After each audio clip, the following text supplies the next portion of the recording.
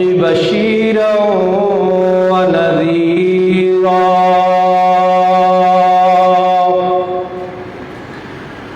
وداعيا إلى الله بإذنه وسراجا منيرا وعلى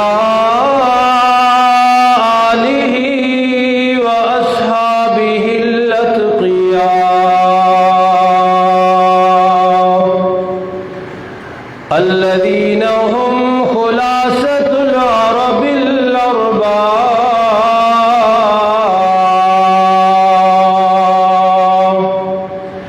وخير الخلائق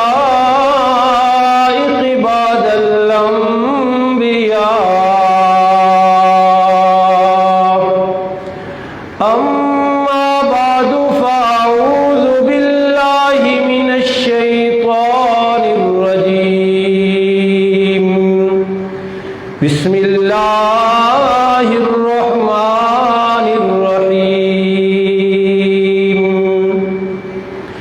يا أيها الذين آمنوا لا تبطلوا صدقاتكم بالمن والأذى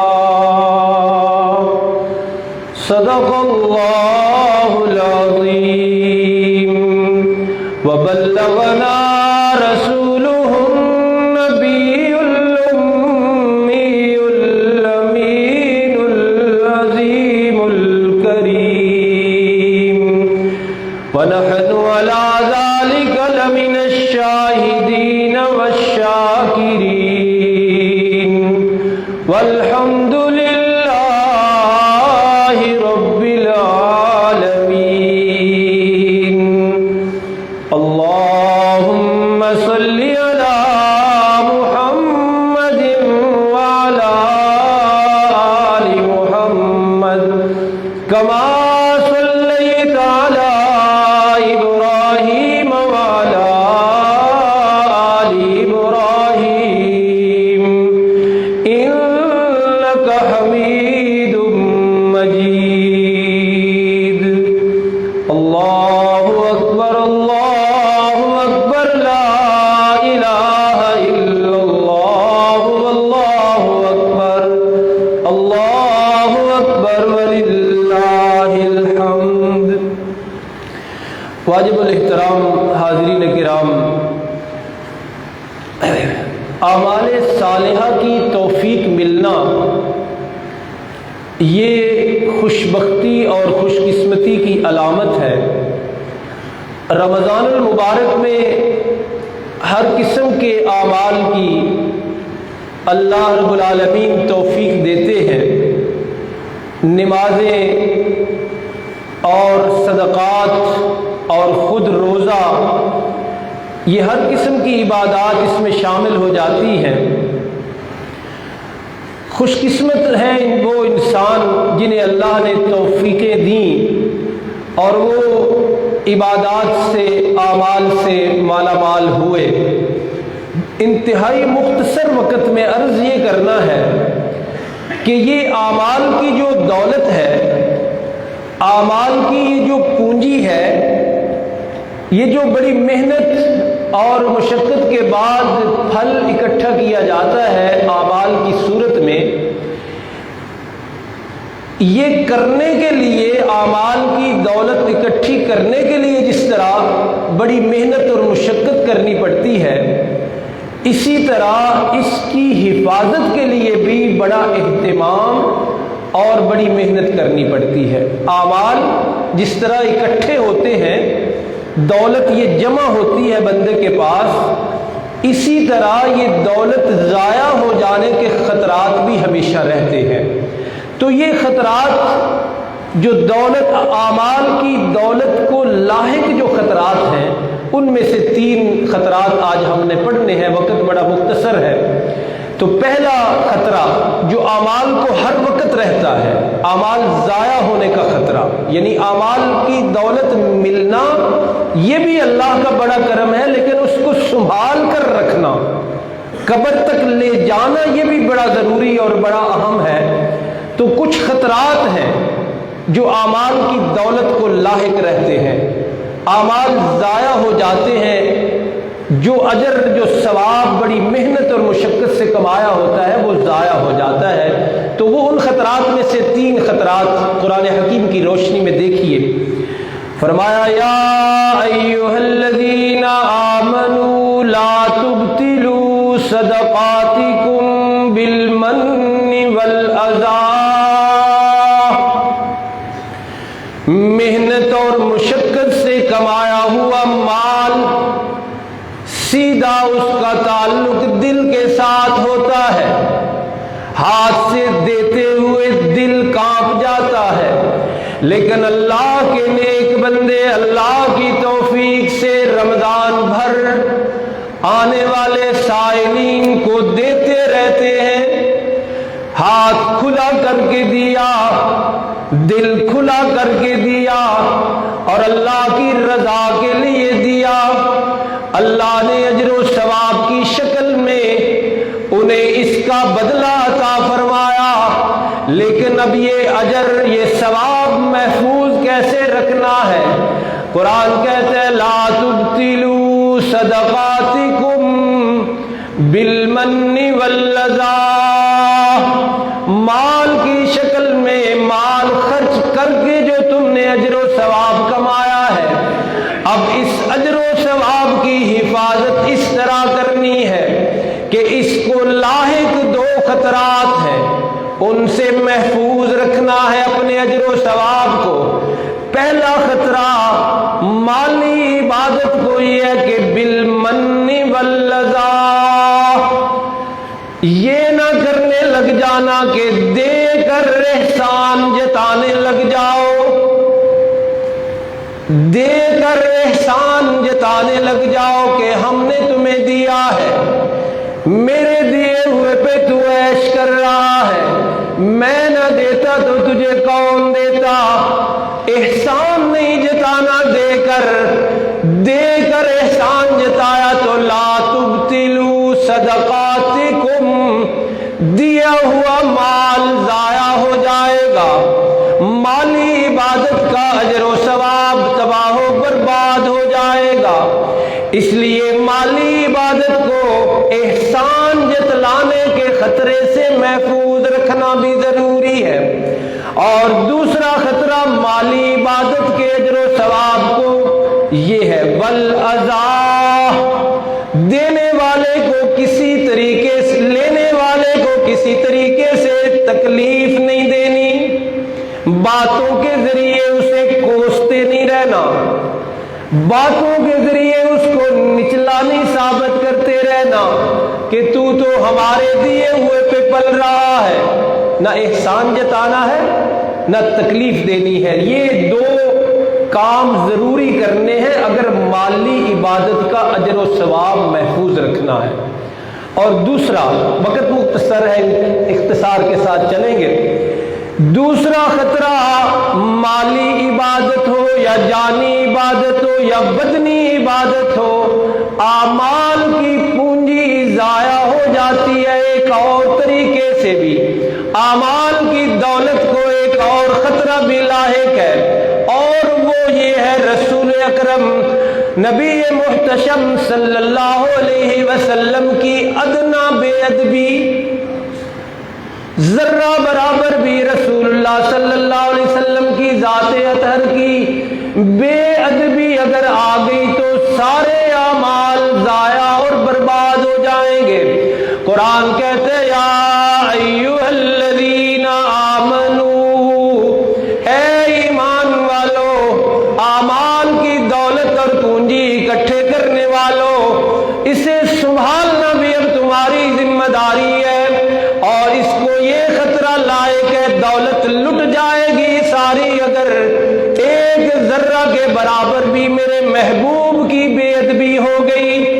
اور وہ بے ادبی ذرہ برابر یوں فرمایا لا ترفعوا اصواتکم فوق صوت النبی، نبی کی آواز سے بھی تمہاری آواز اونچی کبھی نہیں ہونی چاہیے۔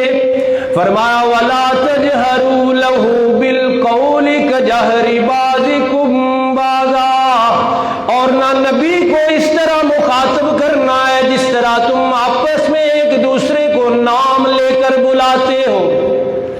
बनु तमीम का एक काफिला मदीना में आया है और उन लोगों ने आके रसूल अकरम सल्लल्लाहु अलैहि वसल्लम के उस हुजरे के सामने, जो हुजरा आयशा है रज़ी अल्लाह अन्हा, उस हुजरे के सामने जहां अल्लाह वही उतारा करते थे, जहां अल्लाह के हबीब आज भी आराम फरमा है, उस हुजरे के सामने आके उन्होंने कहा, या मोहम्मद उखरुज इलैना, ए मोहम्मद सल्लल्लाहु अलैहि वसल्लम बाहर तशरीफ लाएं। नाम लेकर पुकारा, अल्लाह को पसंद नहीं आया।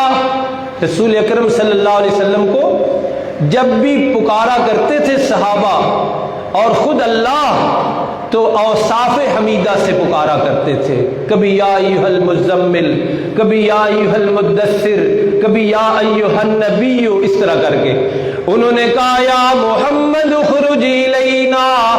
इंतजार नहीं किया, उन्हें चाहिए था इंतजार करते कि रसूल अकरम सल्लल्लाहु अलैहि वसल्लम अपने मिजाज गिरामी के मुताबिक बाहर तशरीफ लाएं। इंतजार करते, इंतजार नहीं किया, बुलाया, आवाज बुलंद की और नाम लेकर पुकारा। अल्लाह ने पसंद नहीं फरमाया, फरमाया ला तरफऊ अस्वातकुम फौका सौतिन नबी, नबी की आवाज के ऊपर तुम्हारी आवाज नहीं जानी चाहिए। जहां रसूलुल्लाह मौजूद हो वहां स्पीकर खोल के या रसूल अल्लाह कहना, ये कुरान की तालीमात नहीं है। या तो मौजूद होने का अकीदा छोड़ दो कि रसूलुल्लाह सल्लल्लाहु अलैहि वसल्लम मौजूद नहीं है, जैसा कि हकीकत है। आप कहाँ मौजूद है? रोज़े अतहर में। जस्द अतहर वजूद मसूद उस रोज़े अतहर में मौजूद है, और आपकी रूह अरवाह के सबसे बुलंद जो जगह है आला इल्लियीन, वहाँ मौजूद है। तो ये अव्वल तो है ही गलत कि आ गए और इस महफिल में मौजूद हैं। मौजूद होते हुए स्पीकरों में या रसूल अल्लाह कहना, ये ला तरफऊ अस्वातकुम की तालीमात के मुताबिक नहीं। बहरहाल सुनिए, फरमाया ला तजहरू लहू बिल कौल। उर्दू तर्जुमा आप देखेंगे तो वहां लिखा होगा कि तड़क कर ना बोला करो मेरे नबी के सामने, तड़क कर। कजहरी बाज़िकुम लिबाज़िन, जैसे एक दूसरे को आवाजें लगाकर, सदा लगाकर बुलाते हो, ऐसे नहीं करना। अगर करोगे तो आमाल सारे खतरात से दो चार हो जाएंगे। फरमाया अंतहबत आमालुकुम, नबी मुकर्रम रसूल मुहतशम सल्लल्लाहु अलैहि वसल्लम की इतनी सारी बेअदबी भी, तुम्हारे नमाज, तुम्हारे रोजे, तुम्हारी तिलावतें, जिक्र अज़कार, तरावी, सब आमाल को जाया करके रख देगी। तो दूसरा खतरा क्या है अमाल को लाहिक? नबी की बेअदबी, रसूलुल्लाह सल्लम की गुस्ताखी, ये दूसरा खतरा है आमाल को, जिससे बचना जरूरी है। अलबत्ता मसला समझ लीजिए, वक्त कम है। रसूल अकरम सल्लल्लाहु अलैहि वसल्लम इस दुनिया से रिहलत फरमाकर अल्लाह के पास पहुंच चुके हैं। वजूद मसूद मदीना की कब्र में उसी हालत में मौजूद है जिस तरह सहाबा ने पहले दिन रखा, और रूह आला इल्लियीन, रूहों का एक ठिकाना है बहुत आला, वहां रूह अक़दस, रूह अतहर वहां मौजूद है।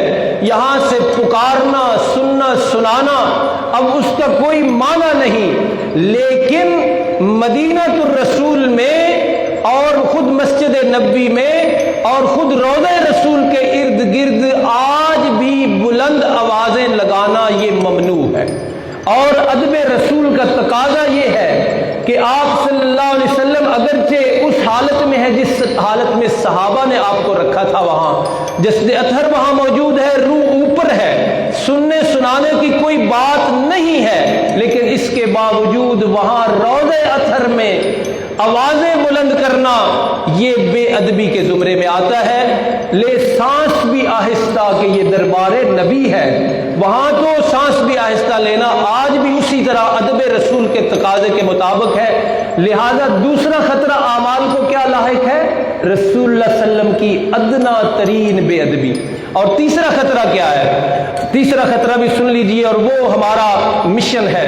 فرمایا وَلَقَدْ أُوحِيَ إِلَيْكَ وَإِلَى الَّذِينَ مِن قَبْلِكَ، میرے محبوب مکرم نبی محتشم صلی اللہ علیہ وسلم، ایک دفعہ آپ بھی کہیں صلی اللہ، عید کا دن ہے ذوق سے ذرا کہیں صلی اللہ، نبی محترم صلی اللہ علیہ وسلم، ہم نے آپ کی طرف بھی وحی کر دی ہے، آپ سے پہلے لوگوں کی طرف بھی وحی کی ہے کہ اعمال کا پہاڑ ہو، اعمال بے شمار ہو، نمازیں ہو، روزے ہو، زکوٰۃ ہو، حج ہو، سارا کچھ موجود ہو، لیکن ایک خطرہ اگر ان کو لاحق ہو گیا تو سب کچھ برباد ہو جائے گا۔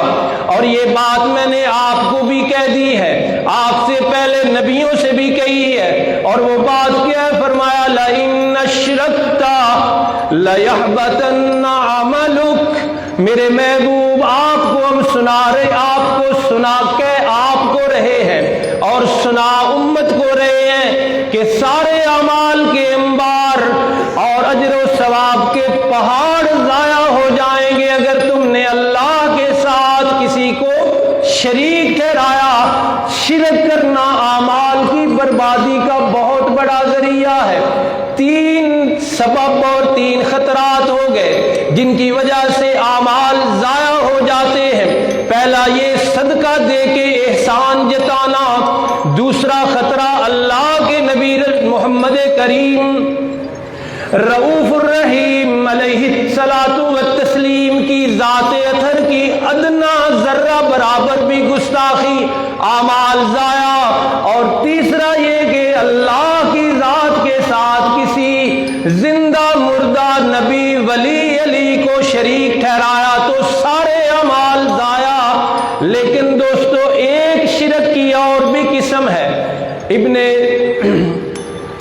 مسند احمد کی حدیث مبارک ہے، آخر میں وہ سن لیجئے۔ فرمایا میرے اور آپ کے کریم آقا صلی اللہ علیہ وسلم نے فرمایا من صلی یرائی، جس نے دکھاوے کی نماز پڑھی، فقد اشرکا، اس نے بھی اللہ کی ذات کے ساتھ لوگوں کو شریک ٹھہرایا۔ دکھانی تھی نماز اللہ کو، وہ دکھانے لگ گیا محلے داروں کو۔ فرمایا من صام یرائی، جس نے دکھاوے کا روزہ رکھا، فقد اشرکا، اس نے بھی میری ذات کو تو مانا کوئی نہیں۔ روزہ الصوم لی، رسول اللہ صلی اللہ علیہ وسلم نے فرمایا، اللہ فرماتے ہیں روزہ میرے لیے ہے، یہ دکھاوے کے روزے۔ فرمایا فقد اشرکا، اس نے بھی شرک کیا، گویا اس کے اعمال بھی برباد۔ اور فرمایا من تصدق یرائی، جس نے صدقہ خیرات کیا تاکہ لوگ کہیں سخی ہے، سیٹھ صاحب ہے، بڑا خرچدار ہے، بڑا کھلے ہاتھ والا ہے، میرے اور آپ کے کریم آقا نے فتویٰ دیا، سب سے بڑے مفتی اعظم نے فرمایا فقد اشرکا، اس نے بھی شرک کیا۔ نماز دکھاوے کی شرک، روزہ دکھاوے کا وہ بھی شرک، صدقہ خیرات دکھاوے کا ہوا تو وہ بھی شرک۔ تو بہرحال مرحلہ بڑا نازک ہے، اعمال کی توفیق ملنا بھی بڑی خوش قسمتی، پھر اعمال کو محفوظ کر کے بچا کے حفاظت کر کے قبر تک لے جانا یہ بڑی اہم ذمہ داری ہے۔ ان کو خطرات لاحق ہیں یہ جن کا میں نے ذکر کر دیا۔ اللہ رب العالمین ہم سب کے اعمال خالص اپنی رضا والے بنا دے اور اپنی بارگاہ میں قبول بھی فرمائے۔ نماز چونکہ عید جو ہے سال بعد آتی ہے تو آپ نے ویڈیو دیکھی ہوگی، بڑے بڑے لوگ کبھی ہاتھ چھوڑ رہے ہوتے ہیں، کبھی باندھ رہے ہوتے ہیں، کبھی دوسروں کو دیکھ رہے ہوتے ہیں بھئی وہ کیا کر رہا ہے۔ تو اس لیے طریقہ ذرا سماعت فرما لیں۔ ایک تو یہ ہے جو جس کی طرف نشاندہی ہمارے ممبر سے ہوتی رہتی ہے کہ دین وہ ہے جو اللہ نے بتایا اور رسول اللہ صلی اللہ علیہ وسلم نے کر کے دکھایا۔ میں آپ میرے مولوی میرے علماء جو کریں دین اللہ اور رسول سے ہٹ کے وہ دین نہیں ہے۔ کہنے کا مطلب یہ ہے کہ دیکھو جمعے والے دن خطبہ کیا ہوتا ہے؟ پہلے، اور نماز جمعہ بعد میں۔ رسول اللہ صلی اللہ علیہ وسلم نے فرمایا عید والے دن نماز پہلے پڑھنی ہے اور خطبہ بعد میں۔ لہذا سمجھ کے آئی بات کہ دین وہی ہے جو اللہ نے بتایا اور رسول اللہ صلی اللہ علیہ وسلم نے کر کے دکھایا، نہ عقل اور نہ بے عقل علماء، نہ عقل کام آتی ہے نہ بے عقل علماء اس میں کوئی حصہ رکھتے ہیں۔ جو میرے اللہ نے فرمایا، جو میرے حبیب صلی اللہ علیہ وسلم نے کر کے دکھایا وہی دین ہے۔ لہٰذا پہلے نماز ہوگی، بعد میں خطبہ بھی سننا اتنا ہی ضروری ہے جتنا نماز پڑھنا ضروری ہے۔ تو نماز کا طریقہ یہ ہے کہ آپ نے نیت دل میں یہ کرنی ہے کہ 2 رکعت نماز عید الفطر 6 زائد تکبیروں کے ساتھ جو کہ واجب ہوتی ہیں۔ اگر میں بھول جاؤں، کوئی امام بھول جائے تو اس کا کوئی سجدہ سہو نہیں ہے، وہ نماز اسی طرح پوری کرنی ہے۔ لیکن سب سے پہلے جب ایسے ہم نماز شروع کریں گے تو سبحانک اللہم پڑھ کے 3 تکبیریں کہی جائیں گی۔ ہاتھ باندھنے نہ باندھنے کی بڑی کنفیوژن ہے اور بڑی اعلیٰ سطح پہ پائی جاتی ہے، اس لیے یاد رکھیں اللہ ایسے ہاتھ باندھے ہوئے ہیں، اللہ اکبر کہہ کے آپ نے ہاتھ چھوڑ دینے ہیں ایک دفعہ، پھر دوسری دفعہ بھی چھوڑ دینے ہیں، تیسری دفعہ باندھ لینے ہیں، پھر قرات ہوگی اور وہ خاموشی سے سننی ہے، سورۃ فاتحہ ساتھ کوئی سورت، اور اس کے بعد پوری رکعت مکمل کی جائے گی۔ پھر دوبارہ جب دوسری رکعت کے لیے اٹھیں گے تو پہلے قرات ہوگی، قرات کر کے اس کے بعد 3 تکبیریں پھر کہنی ہیں رکوع جانے سے پہلے، اور تینوں دفعہ ہاتھ چھوڑنے ہیں، اللہ اکبر کہہ کے ہاتھ چھوڑ دینے ہیں، اللہ اکبر کہہ کے ہاتھ چھوڑ دینے، اللہ اکبر کہہ کے پھر ہاتھ نیچے کر کے وہیں ہاتھ ہوں گے تو چوتھی تکبیر رکوع کی ہوگی، وہ رکوع کریں گے اور اس کے بعد پوری رکعت پوری کی جائے گی، اور اس کے بعد فوری طور پہ خطبہ ہوگا، اور جو دعائیں وغیرہ ہوتی ہیں وہ خطبہ کے اندر ہی ہوں گی۔ مسنون طریقہ یہ ہے عید کے بعد اسپیشل دعا کرنا اور اجتماعی